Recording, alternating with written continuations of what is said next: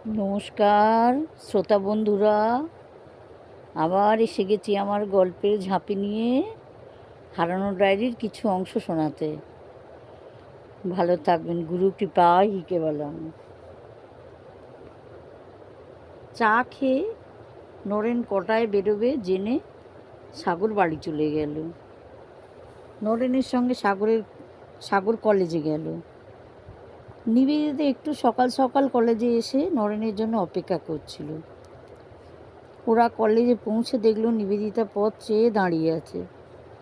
দেখা হতেই নিবেদিতা বলল, সবে তোমার আসার সময় হলো? আমি কখন থেকে অপেক্ষা করছি জানো? নরেন বলল, আমি বুঝতে পারিনি তুমি এতটা আগে আসবে। কি করব বলো?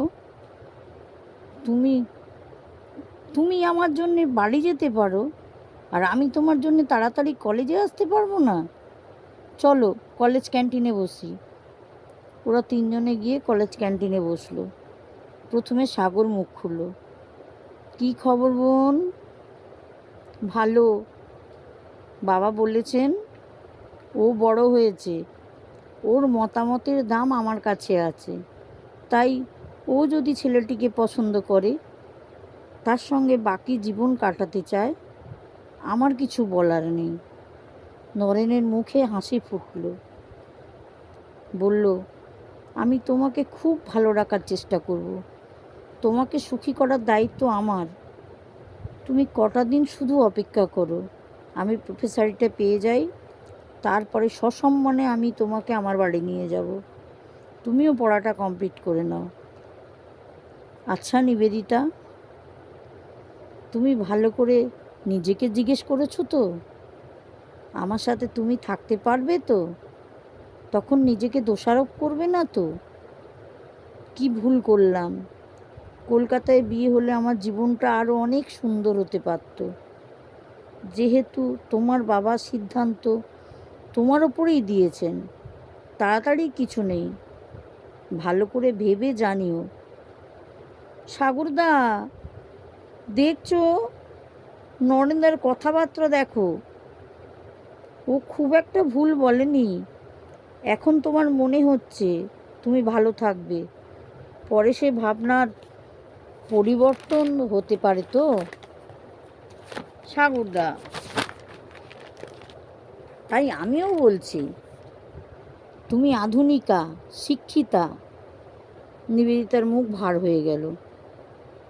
বলল, আমি ক্লাসে যাচ্ছি। সাগর বলল, বোন, তুমি এখন এত রাগ করছো তো? পরে হয়তো এই কথাগুলি তুমি মনে করে নিজেকে দোষ দেবে। নরেন বলল, কি খাবে? কখন থেকে তো ক্যান্টিনে বসে আছি, আমার কিন্তু খুব খিদে পেয়েছে। এক সপ্তাহ ভালো করে খাইনি। এই কেন খাওনি গো? আমার অন্য জায়গায় সম্বন্ধ হবে শুনে খাওয়া ভুলে গেছিলে, আর এখন আমাকেই এত জ্ঞান দেওয়া হচ্ছে?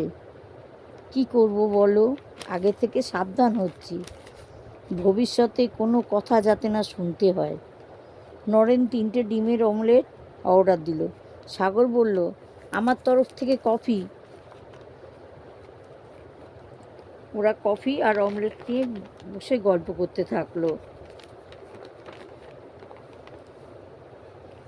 কফি খেতে খেতে নিবেদিতা হঠাৎ বলল, সাগরদা, তুমি তোমার বন্ধুর জন্য হাসপাতাল ছেড়ে চলে এলে ছুটি নিয়ে, আমাদের বাড়ি গিয়ে সাহসের সঙ্গে আমাদের কথাটা বলে আমাদের দুজনের ব্যাপারটা জানিয়ে এলে। আমি জানতে চাইছি, তোমার জীবনে কেউ নেই?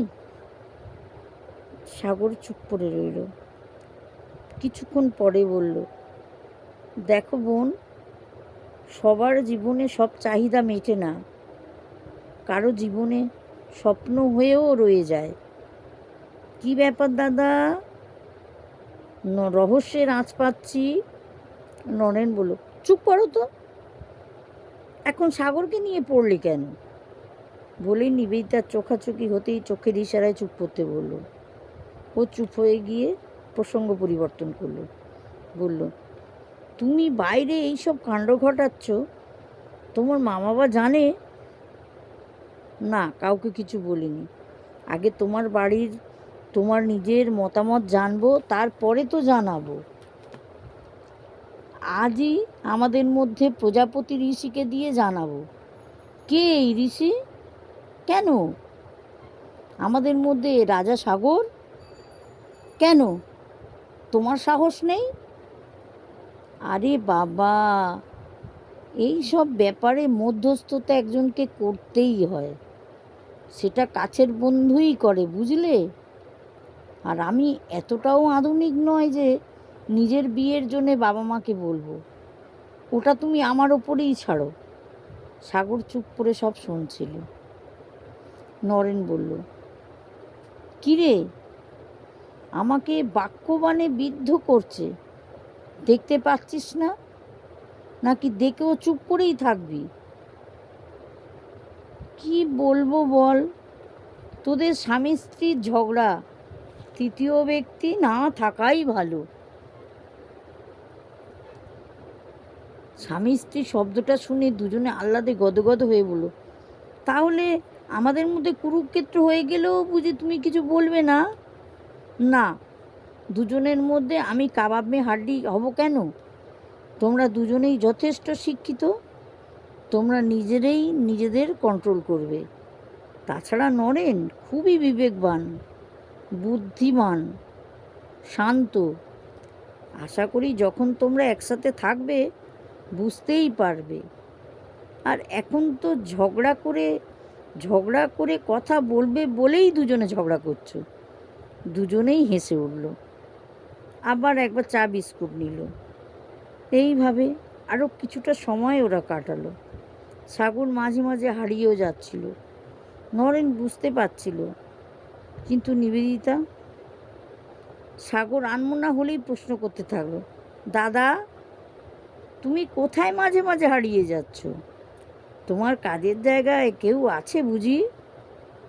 সাগর শুকনো মুখে বলল, থাকলে তোমরা তো জানতেই পারতে। নরেন বলল, সাগর যদি কিছু করতো ও প্রথমে আমাকেই জানাতো, জানো? সাগরের ঠাকুরদা আমার ঠাকুরদা বন্ধু ছিল। ওর ঠাকুমা আমার ঠাকুমা গঙ্গাজল।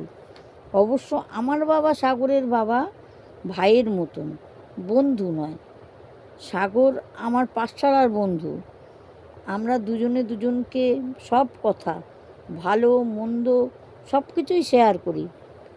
তাহলে সাগরদা ডাক্তার আর তুমি প্রফেসর কেন? তুমিও তো ডাক্তার হতে পারতে।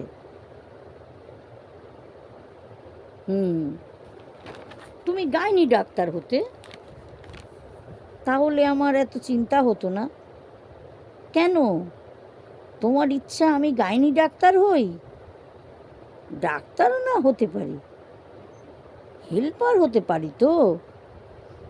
আচ্ছা ঠিক আছে বাবা, ঠিক আছে, তোমাকে আর কিচ্ছু হতে হবে না। তুমি আমার যেমনটা আছো তেমনটাই থাকো। কেন? তুমিই তো বললে। আমার ঘাট হয়েছে বাবা। সাগর বসে ওদের দিকে চেয়ে রয়েছে, কিন্তু ওদের কোনো কথাই কানে শুনল না, যেন কোথায় হারিয়ে গেছে। নরেনও বুঝতে পারে।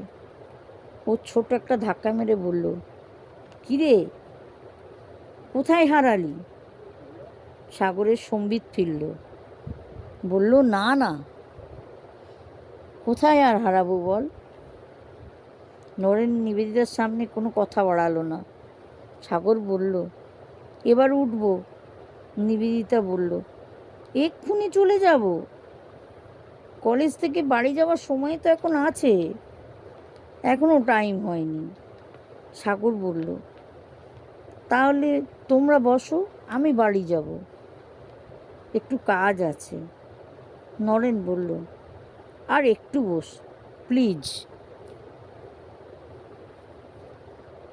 কলেজ ছুটির টাইমটুকু অপেক্ষা কর। ওরা কথা প্রসঙ্গ পাল্টে ফেললো। নিবেদিতা বুঝতে পারল আমাদের ছুটিটা তো ওনার অস্বস্তি হচ্ছে। ওনার নিশ্চয়ই কেউ আছে। মেয়েদের সিক্স সেন্স একটু বেশি। পুরুষদের থেকে। নমস্কার, আজ এই পর্যন্ত।